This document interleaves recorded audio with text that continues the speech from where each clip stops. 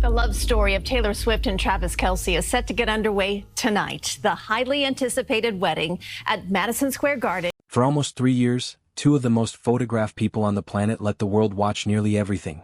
The stadium hugs, the friendship bracelets, the box seats at Arrowhead. Then for one night they took it all away. On Friday, July 3, 2026, Taylor Swift and Travis Kelce were married at Madison Square Garden in New York City. And the strangest part of the whole story isn't the guest list, or the designer gown, or the reported performers. It's that a couple who built their entire romance in public spent the biggest night of their lives disappearing completely, right up until a jumbotron outside the arena did the talking for them.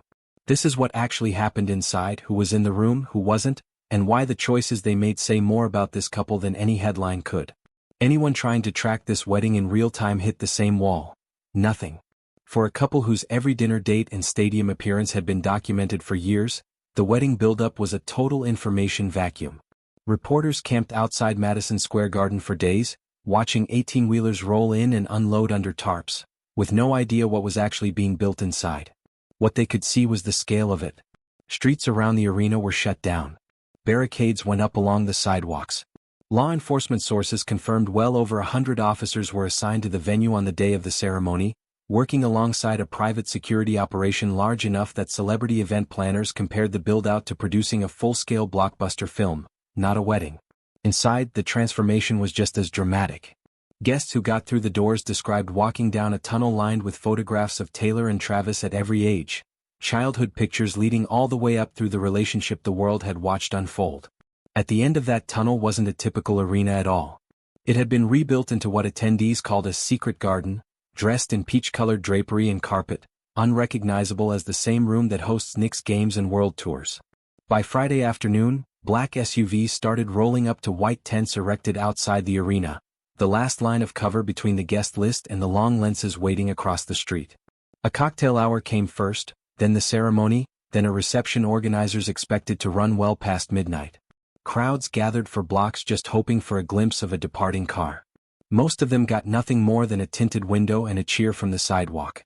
And when it was finally over, the arena did what 1,000 paparazzi couldn't.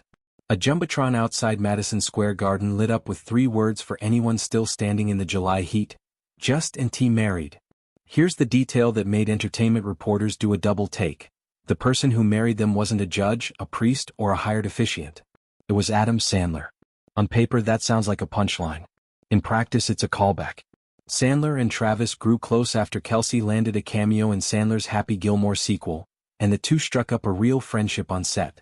Sandler's connection to Taylor runs even deeper, through his daughters who are longtime fans.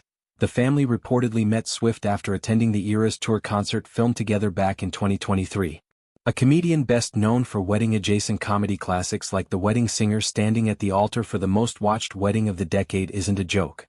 It's a couple choosing someone who already felt like family over a stranger with a license. That same instinct shaped the rest of the ceremony. There were no bridesmaids. No groomsmen. Swift's publicist, Tree Payne, confirmed the traditional wedding party was scrapped entirely. In its place, Taylor's younger brother, Austin Swift, served as her man of honor, and Travis's older brother and podcast co-host, Jason Kelce, stood as his best man. Their representatives described it simply as a ceremony meant to join two families rather than assemble a celebrity lineup. For two people who could have filled a wedding party with A-list names from every industry, that's a pointed choice. It says the version of this event that mattered most to them wasn't the one built for cameras. The vows themselves were reportedly written by the couple, not a wedding planner or a ghostwriter, and according to guests, the emotional weight didn't land the way outsiders might expect. Several attendees said it was Travis, not Taylor, who struggled to hold it together while exchanging vows, describing the groom as visibly the more emotional of the two by the time the ceremony wrapped. If there's one question that follows the most photographed woman on the planet to the altar, it's what she'll wear. Taylor kept that answer locked down with the same discipline she's applied to album drops and surprise releases for over a decade. The confirmed answer, once it came: Christian Dior Haute Couture, designed by Jonathan Anderson, the creative director now overseeing the house's entire ready-to-wear and couture output. Travis was dressed by the same house for the ceremony, tied to Taylor in fabric before they were tied together at the altar. Her shoes were custom-made by Christian Louboutin. It's worth sitting with what that pairing actually means. Fashion outlets had spent weeks guessing which house would land the assignment, and Dior's involvement instantly became one of the most closely watched fashion stories of the year. A couture gown built specifically for a wedding this scrutinized doesn't happen often, and when it does, it tends to define how the house is talked about for years afterward. Then there's the ring, a detail that predates the wedding itself but says just as much about how this relationship was built. When Travis proposed back in August 2025, the diamond he chose was designed in an antique old mine-cut style rather than a modern brilliant cut, the kind of stone with softer, rounded edges and warmer, more candlelit sparkle. Reports at the time indicated Travis worked directly with a New York jeweler to design the setting himself rather than buying something off the shelf. For a couple whose relationship has been defined as much by nostalgia and Americana as by modern celebrity, an antique-style ring that looks like it's already lived 100 years fits the story better than a flawless new stone ever could. The engagement itself set the tone for everything that followed. Back on August 26, 2025, the couple announced it with a joint photo, joking in their own caption that their English teacher and their gym teacher were officially getting married, a reference to Taylor's old lyrics and Travis's career on the football field. The post pulled in tens of millions of likes within hours. It told fans exactly what kind of wedding to expect: warm, self-aware, and never entirely serious about its own fame. The arrivals alone read like an awards show red carpet stretched across 2 nights. At the rehearsal dinner Thursday, held inside Madison Square Garden for roughly 100 of the couple's closest family and friends, guests included Taylor's longtime friend Lena Dunham and childhood friend Abigail Anderson Burrard. By Friday, the scale expanded dramatically. Actors Bradley Cooper, Hugh Grant, Ethan Hawke, Jason Sudeikis, Zoe Kravitz, Chris Rock, Jessica Alba, and director Steven Spielberg were all spotted arriving. Selena Gomez and Gigi Hadid, 2 of Taylor's closest friends in the industry, were photographed heading in and later leaving in the early hours of Saturday. Music was everywhere in the crowd, not just on stage. Ed Sheeran, Gwen Stefani, Camila Cabello, Benson Boone, and Jenny Han all made appearances, alongside Jimmy Fallon and Jennifer Lopez. Sports carried its own heavy presence, unsurprising for a groom with 3 Super Bowl rings. Travis's head coach Andy Reid was there, along with Chiefs teammate Kareem Hunt, Seahawks receiver Cooper Kupp, Giants receiver Juju Smith-Schuster, NFL Commissioner Roger Goodell, and retired legend Tom Brady.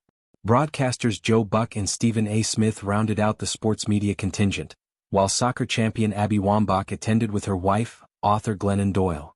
And notably, supermodel Karlie Kloss, once one of Taylor's closest friends before years of public distance between them, was on the guest list, a quiet signal that whatever cooled between them clearly didn't stay cold forever. By the time guests started leaving in the small hours of Saturday morning, the crowds outside hadn't thinned at all. Every departing SUV got its own round of cheers from fans who'd been standing behind barricades for hours, just hoping to catch a blurred glimpse of somebody famous heading home.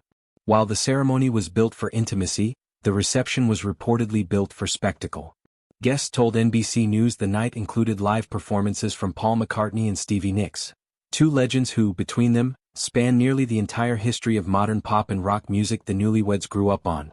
The night before, at Thursday's rehearsal dinner, Taylor herself took a turn at the mic, not for a formal performance, but reportedly singing alongside Travis on one of the couple's favorite rock songs in front of their smallest, closest circle of guests. It's a detail that didn't make it into most of the wedding day coverage, but it tells you something. The version of Taylor Swift performing for 100 people she loves is a very different animal than the one performing for 80,000 at Wembley. Guests also described a no-gifts policy for the wedding.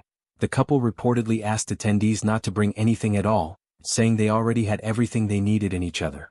Strip away the Dior gown, the McCartney set, and the guest list stacked with 3 generations of Hollywood and pro sports, and what's left is a surprisingly small story: 2 brothers standing in for a wedding party, a comedian friend holding the ceremony together instead of a stranger, and vows written by the couple with no ghostwriter in sight.